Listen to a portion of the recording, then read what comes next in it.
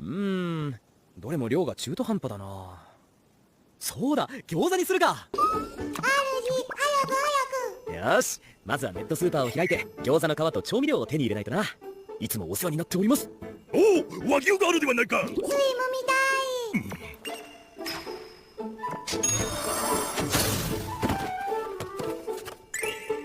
い。よっしゃー、しっかり味付け餃子の完成だ。おお、最高